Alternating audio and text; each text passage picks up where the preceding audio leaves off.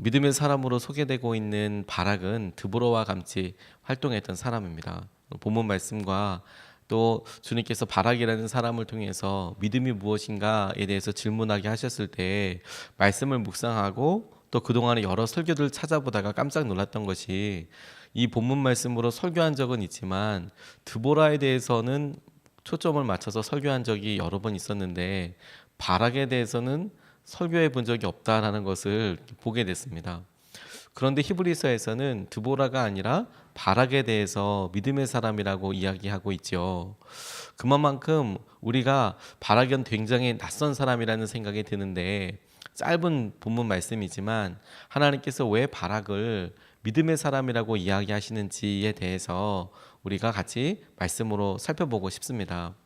하나님께서 히브리서에서 드보라와 함께 전쟁에 나갔던 바락을 믿음의 사람이라고 이야기하실 때 이 바락은 히브리서와 그리고 오늘 사사기 딱 두 군데만 등장을 합니다. 그래서 이 바락이 어떤 말을 했는지 이 이후에 어떤 삶을 살았는지를 아는 데에는 굉장히 제한적이라는 생각이 있습니다. 그럼에도 불구하고 오늘 사사기 말씀이 우리에게 어떻게 믿음이라고 이야기할 부분들을 제시해 주는가. 첫 번째로 그가 하나님의 사람과 함께 하려고 했던 것, 다시 이것을 그가 2인자여도 하나님께서 하시는 그 자리에 머물려고 했던 것, 그것이 하나님께서 보시기에 믿음이라고 보신 것이다라고 생각하게 되었습니다. 오늘 8절 말씀에 보면 그대가 나와 함께 가면 나도 가겠지만 그대가 나와 함께 가지 않으면 나도 가지 않겠소. 그리고 9절 말씀에 드보라는 내가 반드시 장군님과 함께 가겠습니다. 그러나 주님께서 시스라를 한 여자의 손에 내주실 것이니 장군께서는 이번에 가는 길에서는 영광을 얻지 못할 것입니다 하고 일어나 바락과 함께 게데스로 갔다. 이렇게 이야기하고 있습니다. 본문 말씀을 가만히 주목해 보면 바락이 하나님의 말씀을 드보라로부터 전해 듣자 내가 가겠지만 당신과 함께 가겠습니다. 거기에 대한 드보라의 반응이 이번 전쟁을 통해서 당신은 영광을, 다시 말해서 당신이 이름이 드러나는 그런 일은 없지만 그래서 다른 여인이 영광을 대신 차지하게 되겠습니다. 그 말뜻은 나중에 야엘에 관련된 사람이 여인이 그 일을 하는 것을 보게 됩니다. 시스라를 죽이는 장면이 이제 이 바락이 하는 것이 아니라 또 다른 한 여인이 하는 것을 통해서 그렇다라고 보고 있는 것인데, 그런데 그럼에도 불구하고 히브리서는 드보라에 대해서 이야기하지 않고 바락이 믿음의 사람이었다라고 이야기하고 있지요. 이 말은 드보라가 믿음의 사람이 아니었다라고 이야기하는 것은 아니고 바락에게도 믿음이 있었다라고 이야기하는 것 아니겠습니까? 그렇다면 그게 무엇일까 보다 보니까 당시의 문화와 그리고 여러 상황을 주목하게 하셨습니다. 당시에는 여러 사람들이 이끌려고 할 때 여성이 리더십을 갖게 되는 경우는 거의 없었습니다. 특별히 사사만 들어봐도 12명의 사사 중에서 여성이 사사가 된 것은 드보라밖에 없었습니다. 그렇구나. 왜 이렇게 여성이 없나라고 주목하게 될 것이 아니라 남성 중심으로 되어 있는 이런 여러 역사에 그럼에도 불구하고 드보라가 이름이 들어가고 드보라가 많은 사람들에게 영향을 끼쳤던 것, 그게 어떤 의미가 있을까 하고 이렇게 질문을 하는 것이 맞겠다는 생각을 하게 되었습니다. 특별히 사사는 왕정 시대로 넘어가기 전에 이스라엘 백성에게 있어서 군대를 이끄는 사람으로, 또 정치를 이끄는 사람으로, 또 재판을 하는 사람으로 이 모든 왕의 기능을 대신했던 사람입니다. 사사라는 것 자체가 그냥 다만 사람들 앞에 설교자로 예언자로 섰던 사람이 아니고 그가 때로는 군사적으로, 정치적으로, 그리고 재판관으로서 사람들에게 영향력을 끼치고 있었던 사람이었죠.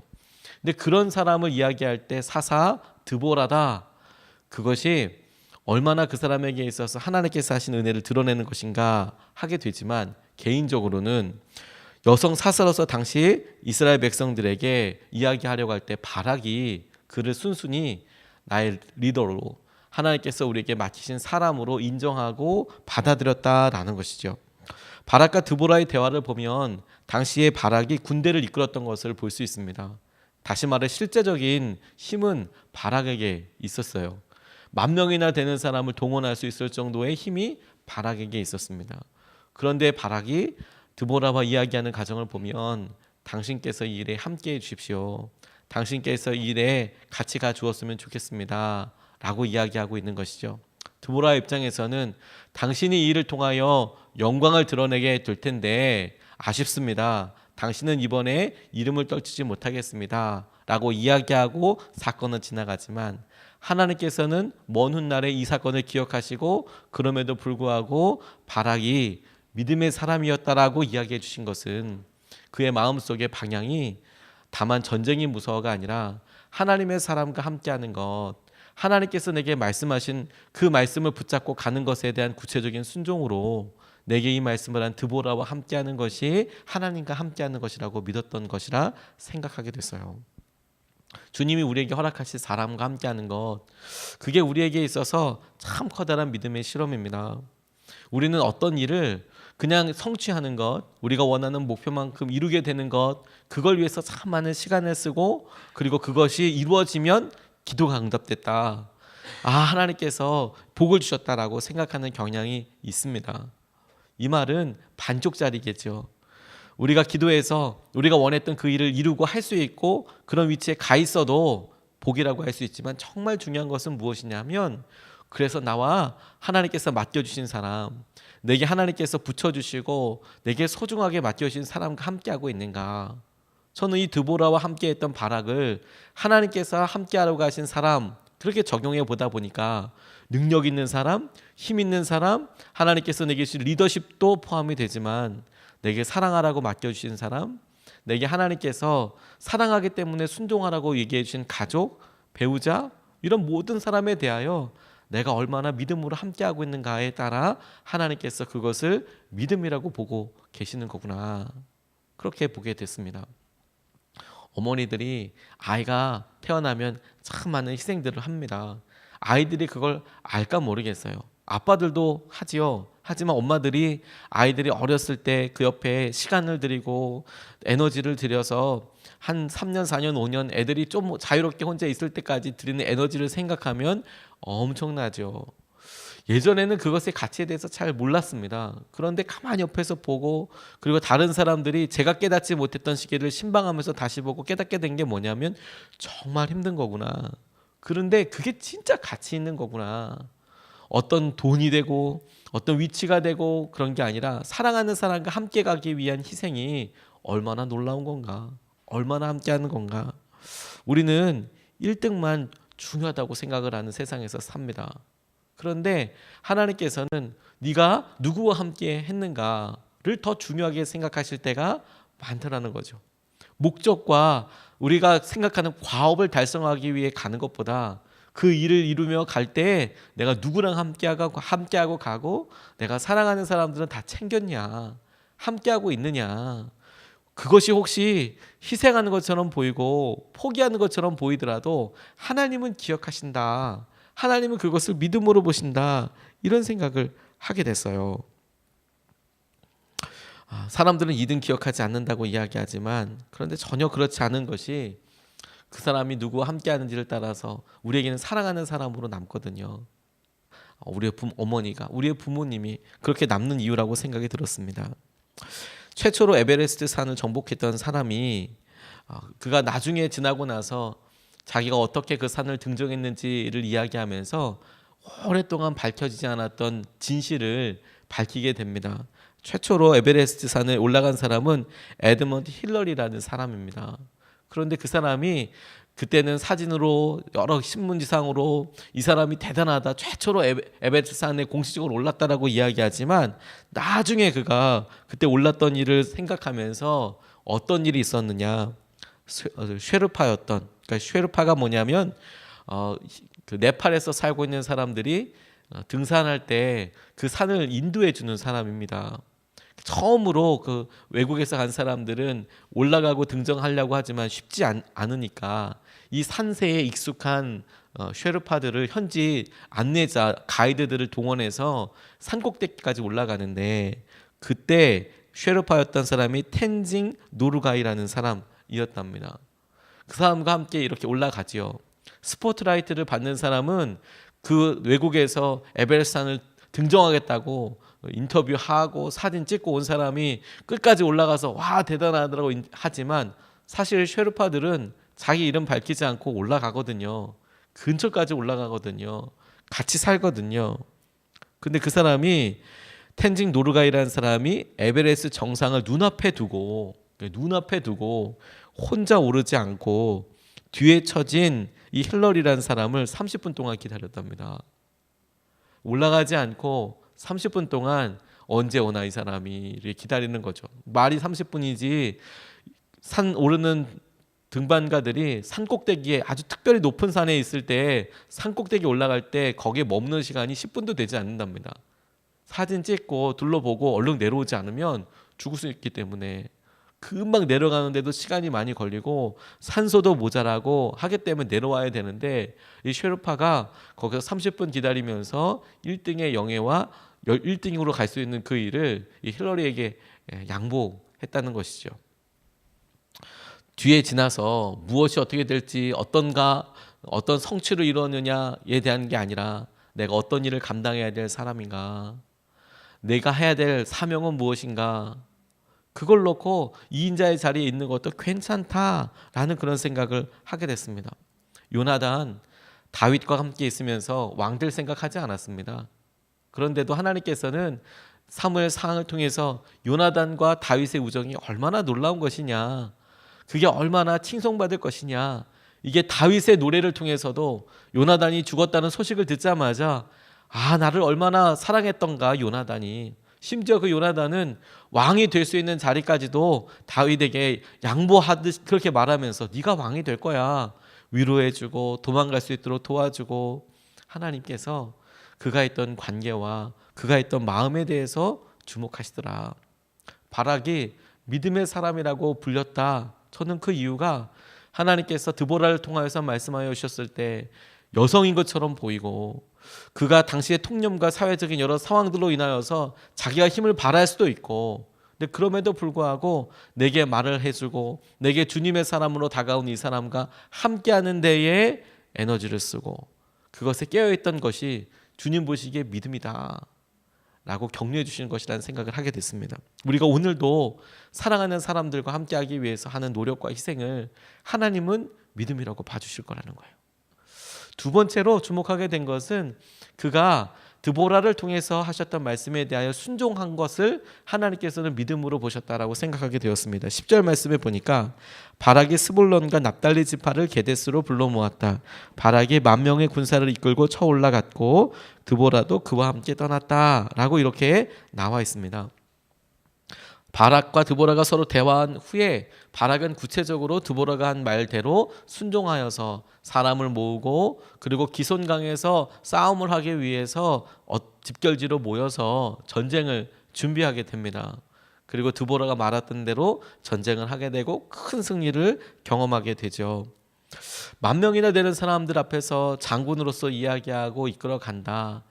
업적이 아니라 다시 한번 그가 함께해야 될 사람을 기억하고 그리고 그가 그렇게 그대로 따랐다라고 이야기할 때 하나님께서 귀한 말씀대로 순종한 것을 기억하신다라는 생각을 하게 됐어요.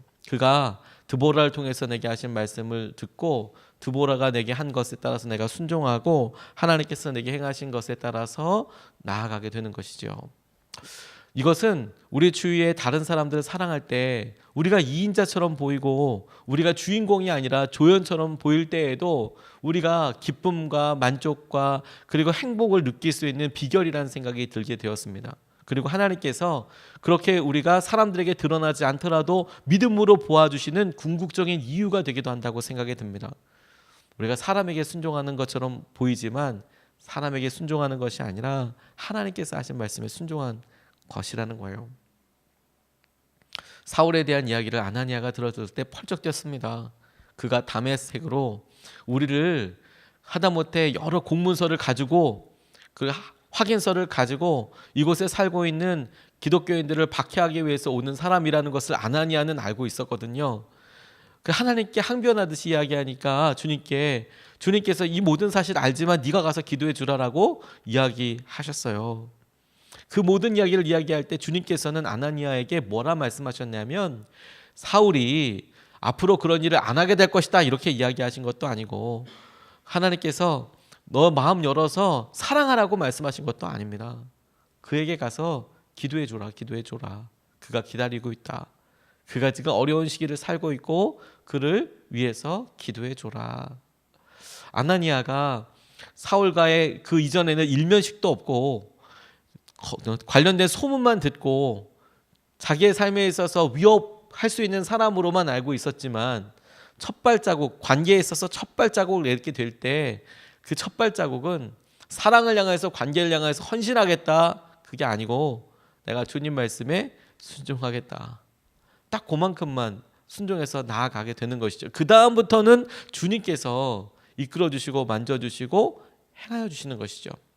그러고 나서 가만 생각해 보니까 우리가 친밀해진 사람 가운데 우리가 의도적으로 친밀해진 경우들도 있겠지만, 다시 말해서 노력을 해서 내가 저 사람과 함께하면 참 좋겠다라는 생각이 들어서 잘해주기도 하고 마음을 열기도 하고 그런 사람들도 있지만, 정말 뜻하지 않게 마음을 나누고 와 정말 좋은 사람이다 라고 생각되는 사람들도 있지 않습니까?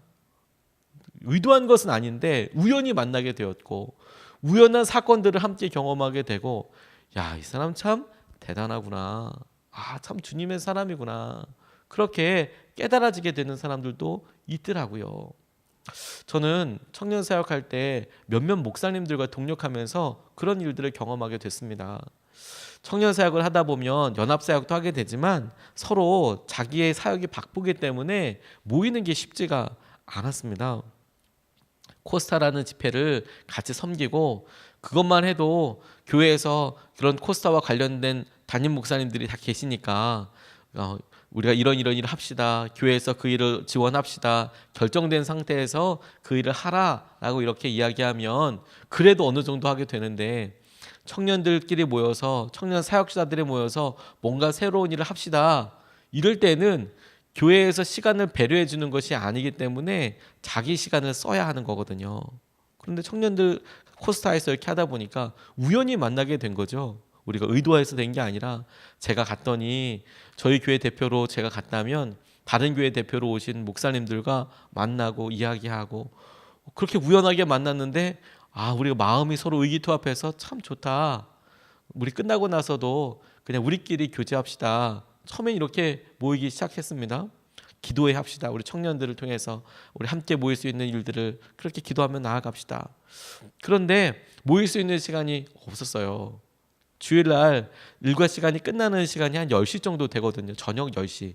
아침서부터 풀로 쭉 뚫면 당시에는 뭐 10시, 11시 정도 돼야 마지막 사인하고 그리고 이제 업무가 끝나게 됐었어요. 모일 수 있는 시간이 서로 형편이 다 그런 거예요. 그러니까 모임 시간을 좀 일찍 오실 수 있는 분들은 9시, 늦게 오는 사람은 순차적으로 와서 11시 그때부터 모임을 하는 거죠.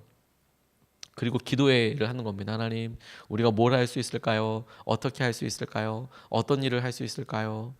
그리고 나니까 이 모임이 새벽 1시, 2시까지 이어지는 거예요. 심지어 다음날 새벽기도 설교인데도 같이 기도하고 행복하게 감사하고, 그렇게 만나게 된 분 중에 하나가 유임금 목사님이라는 분이에요. 코스타 국제 총무로 계신 분인데, 하나님께서 의도적으로 내가 이분에게 다가가려고 하고 그랬으면 서로가 바빠서 딱 타이밍이 맞지 않아서 어떻게 될지 모르고, 제가 의도적으로 하려고 그러면 많은 부분을 그냥 내려놓고 그것만 올인하는 그런 느낌이 아니라, 하나님이 내게 기도하라고 얘기하셨지, 청년에 대해서 함께 마음을 나누라고 하셨지, 말씀에 대해서 순종하고 주신 사명이라고 생각해서 한 걸음 한 걸음 순종하기 시작하는데, 그렇게 말씀에 따라서 순종하는 사람들, 하나님께 생하시는 사람들과 더 친밀하게 만나게 되고 깊은 관계를 나누게 되고 그렇게 이끌림 받게 되더라고요.